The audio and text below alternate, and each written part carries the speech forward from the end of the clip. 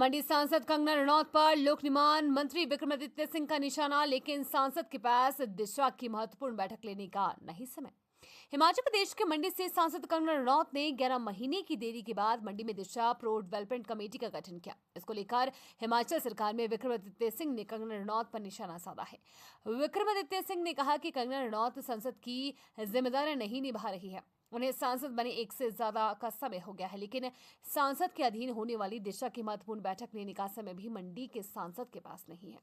मंडी भाजपा सांसद कंगना रनौत पर जुबानी हमला बोलते हुए विक्रमादित्य सिंह ने कहा कि कंगना रनौत को सांसद बने 1 साल से ज्यादा का समय हो गया है, लेकिन कंगना केवल अपने कैफे के उद्घाटन के समय ही प्रदेश में नजर आई।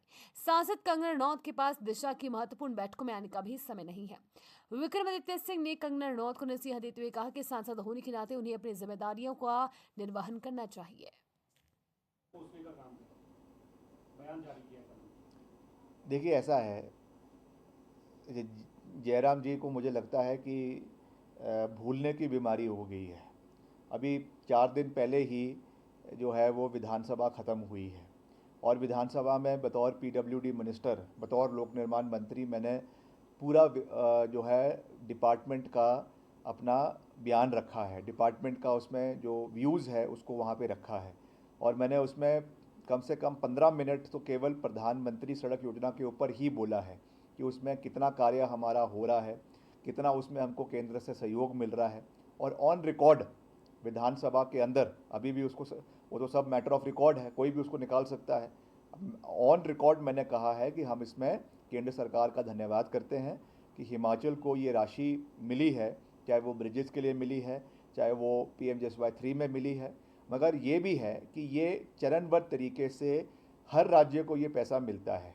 जो बार बार जिस बारे में मुख्यमंत्री जी कह रहे हैं कि हमको सहयोग नहीं मिला है, वो जो पर्टिकुलरली डिज़ास्टर के समय में जो सहयोग हिमाचल को PDNA यानी पोस्ट डिज़ास्टर नीड असेसमेंट के तहत मिलना चाहिए था, वो हिमाचल को नहीं मिला है। जो रेवेन्यू डेफिसिट ग्रांट लगातार कम होती जा रही है, उसमें जो सहयोग केंद्र से मिलना था वो नहीं मिला है। मगर जो सेंट्रल स्पॉन्सर्ड स्कीम्स है और ये हर राज्य के लिए होती है, ये अलग बात है कि हिमाचल और हिमाचल के साथ साथ जो हमारे पहाड़ी क्षेत्र है, जैसे जम्मू कश्मीर है, उत्तराखंड है, हिमाचल है, या हमारे नॉर्थ ईस्ट के राज्य है, वहाँ पर इन की जो ग्रांट्स मिलती है वो 90-10 के रेशो में मिलती है।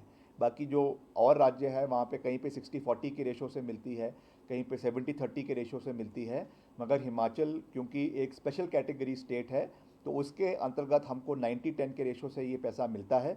उसके लिए हम आभार भी प्रकट करते हैं। मगर ओवरऑल जो, जैसा मैंने आपको कहा कि जो डिज़ास्टर के समय में जो नुकसान प्रदेश को हुआ है, उसमें कोई भी ग्रांटेड एड हिमाचल को नहीं दी गई है। अभी जो पिछला बजट आया उसमें 25,000 करोड़ रुपए अलग से जम्मू कश्मीर के लिए दिए गए, मगर हिमाचल को उसमें कोई भी सहयोग जो है वो नहीं दिया गया।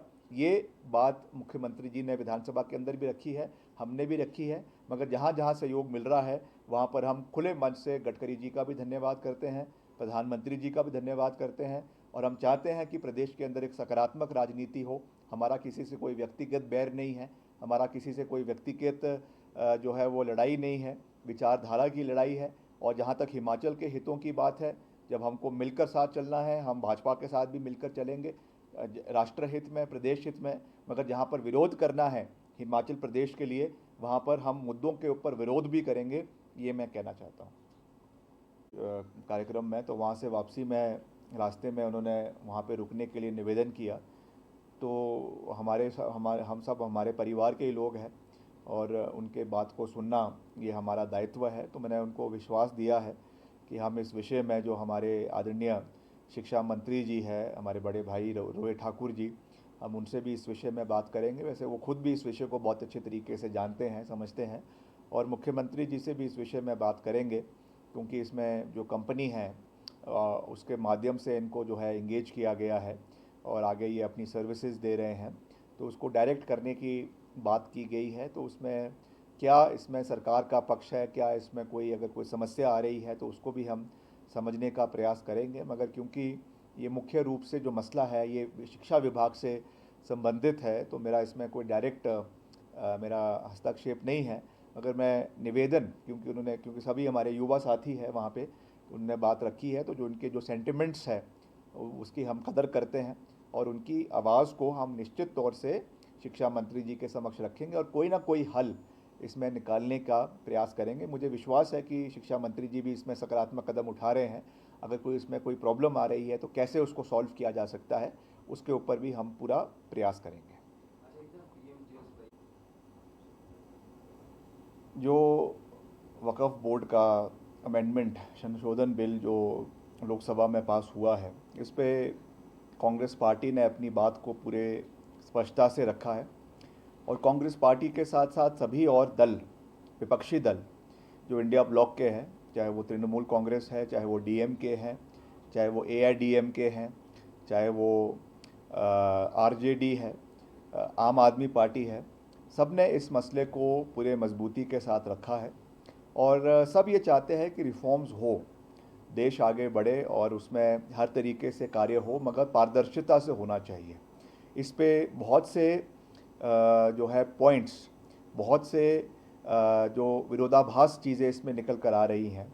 जिस तरीके से पूर्व में भी ये कानून जो है इसको इंट्रोड्यूस किया गया था, मगर उस समय इसको सिलेक्ट कमेटी को, जो लोकसभा की सिलेक्ट कमेटी को भेज दिया गया था, उससे कुछ व्यू पॉइंट्स निकल कर आए थे, जिसको सरकार ने कुछ व्यू पॉइंट्स को माना है, कुछ को नहीं माना है।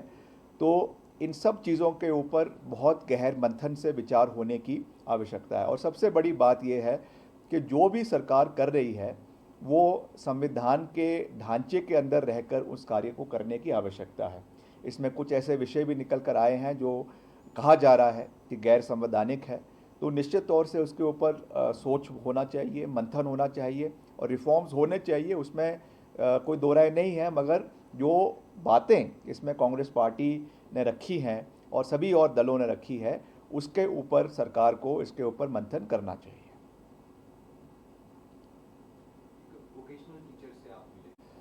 जो हमारी मोहतरमा है, माननीय सांसद है, मंडी से जो है चुनी हुई है, हमारी तो बड़ी बहन है, तो हम तो उनका बहुत मान सम्मान करते हैं। मगर दुख की बात है कि जब से वो चुनी गई हैं तब से वो मंडी संसदीय क्षेत्र से तो क्या पूरे हिमाचल प्रदेश से नदारद है। 2 बारी केवल वो मंडी में दिखाई दी। एक बारी जब उन्होंने अपना निजी रेस्टोरेंट जो है वो मनाली में खोला और एक बारी जब वो किसी और बैठक के लिए आई थी। उसके बाद 1 साल में मंडी की जनता को कोई भी उनका जो है वो जो है उनके दर्शन जो है वो मंडी की जनता को नहीं हुए हैं। जो दिशा की बैठक होती है, जो जिसमें सांसद ही उसकी जो है वो अध्यक्षता हर ज़िले में करती है, चाहे वो कुल्लू में है, चाहे वो मंडी में है, चाहे लाहौल स्पीति में है, चाहे आपके किन्नौर में है, तो उसमें भी उनको बैठने का समय नहीं है। तो ये मैं समझता हूँ कि मंथन प्रदेश की जनता को करना है। ठीक है, उन्होंने उनको जिताया, बहुत अच्छी बात है, मगर अब जब उनको साथ खड़े होने की बात है और साथ में विकासात्मक मुद्दों को उठाने की बात है, तो कितनी बार उन्होंने लोकसभा में हिमाचल के मुद्दों को उठाया, कितनी बार उन्होंने यहाँ पर आकर विकास के कार्यों को गति दी।